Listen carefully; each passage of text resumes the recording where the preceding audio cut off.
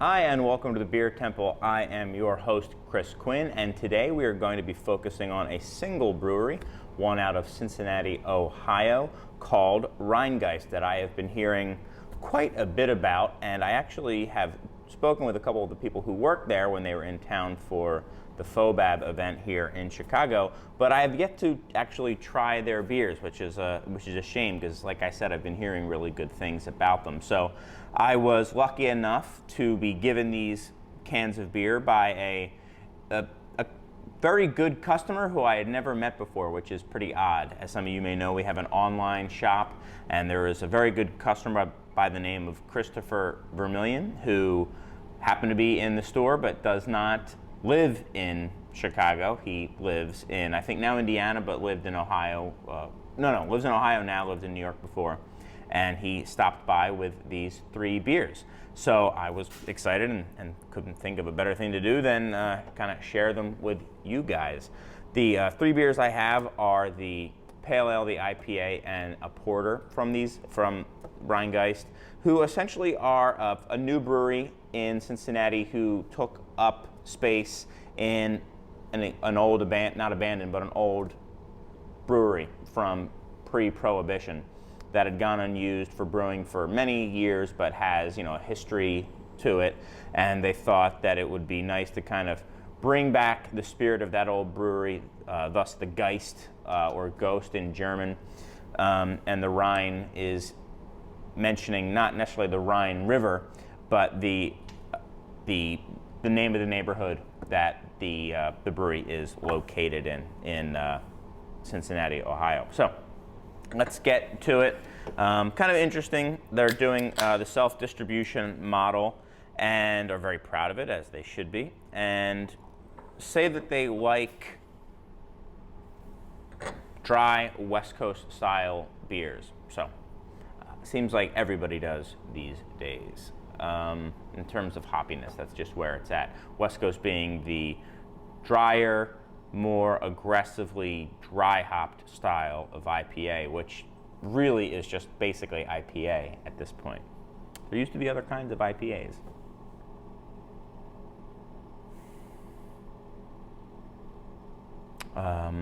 Very nice hop character to this. I'm not going to look. I was going to see if it said it on the back. It smells like there's several different types of hops going on, which is, not a revelation. That's what most beers use. But in profile, it's nice. It smells rather dry, but there's also some peachy qualities to it. Maybe a hint of Citra or something along those lines. There's more exotic, overripe stone fruit and tropical notes to it, mango, peach. But there's also a greenness to it as well. Some of the leaves on the green, on the peach rather. So let's see. Not saying what they are hopping this with, but it's nice. And there is also just kind of a classic citrus and pine note to it as well. Just a hint of it underneath there. Just this green, old school U.S. hop note.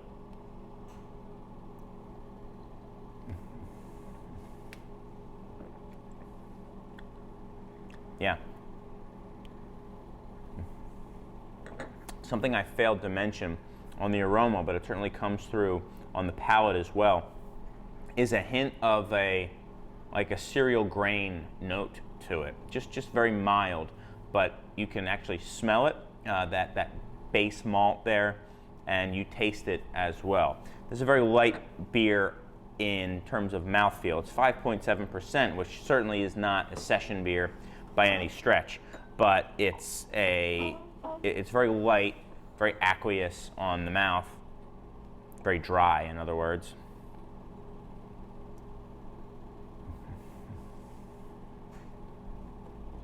Very hoppy, goes down easy, not very bitter, so it doesn't leave your mouth kind of with that kind of stinging, tingling sensation.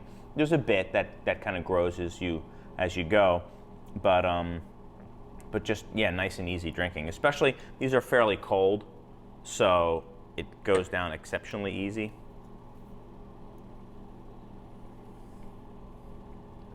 Very nice, very drinkable.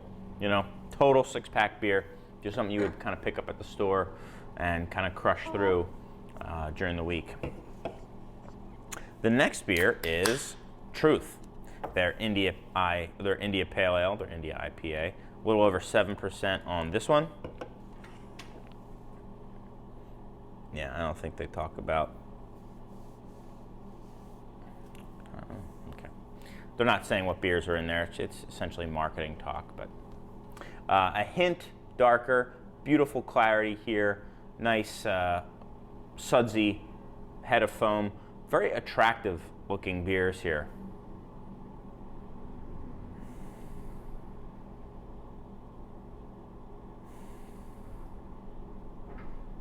This one, I'm getting tropics. I'm getting some either caramel malt. I'll say caramel malt. I'm getting some kind of just hints of like a butterscotch note to it, which could be from a couple things. In addition to, yeah, just a very nice, prominent, a little bit more dank and dark and woody hop character to it.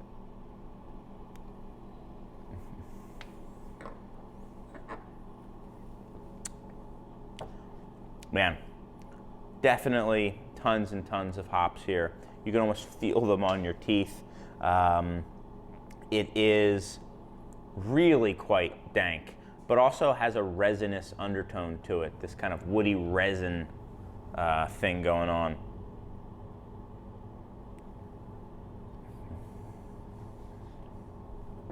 Fuller mouthfeel, very nice as well.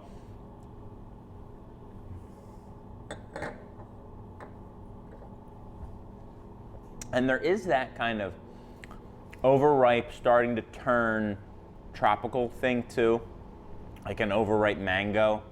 Some people hate that. I don't necessarily hate that at all. I kind of like it from time to time, but it's definitely there, that kind of overripe thing. And that caramel thing as well. Which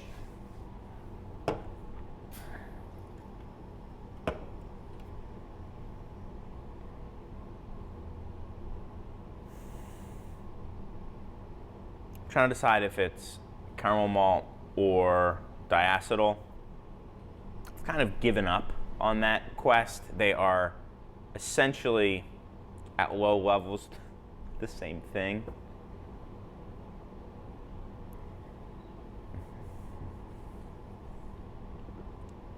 But I think it's caramel malt here.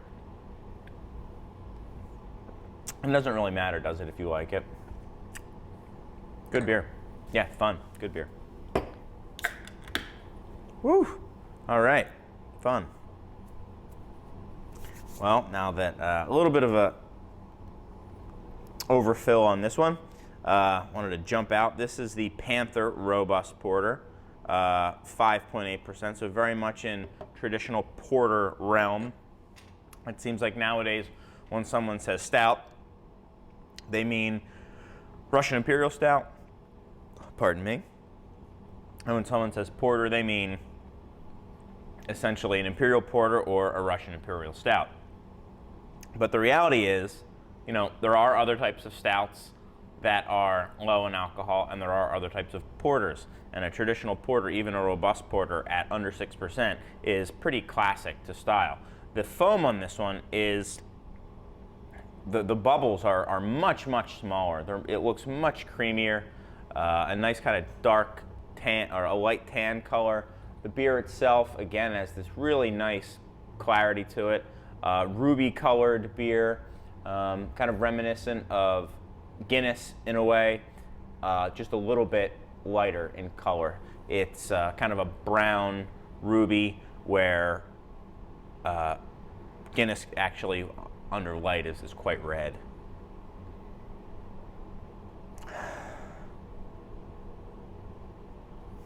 Again, I'm getting kind of a creamy caramel note here.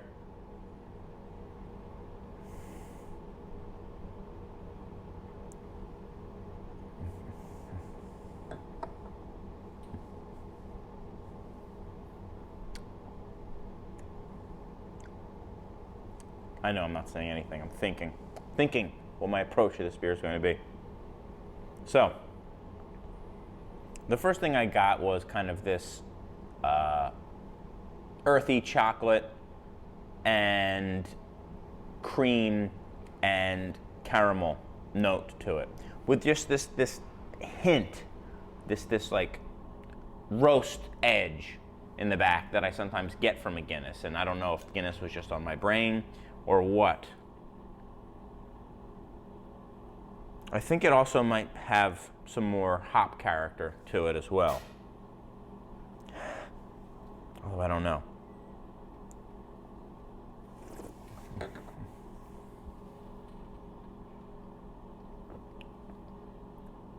It's nice. It fades pretty quickly on your palate. It's not very bitter. There is that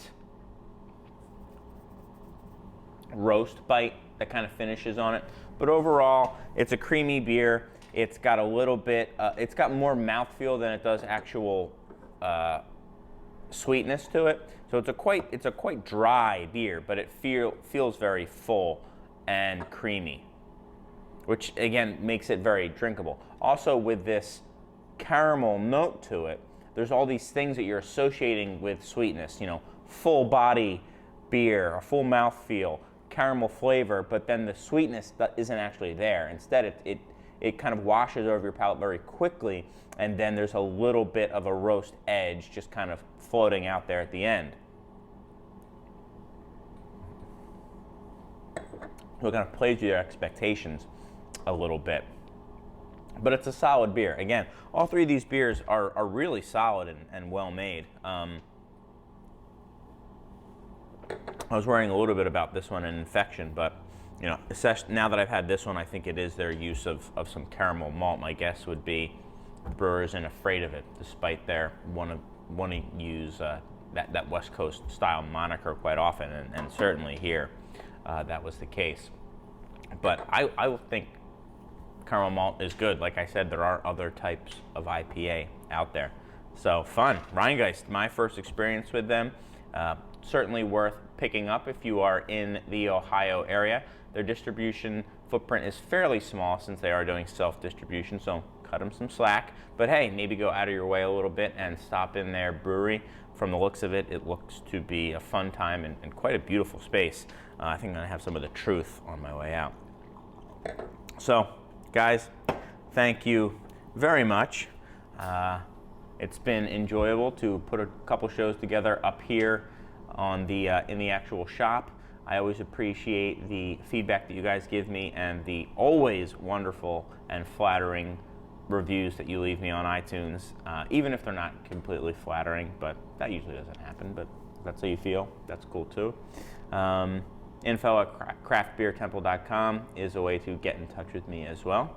But until next time, I've got some great Ohio beers to drink, and no matter where you are or where the beer is from, I hope you've got some great beer to drink too. Cheers.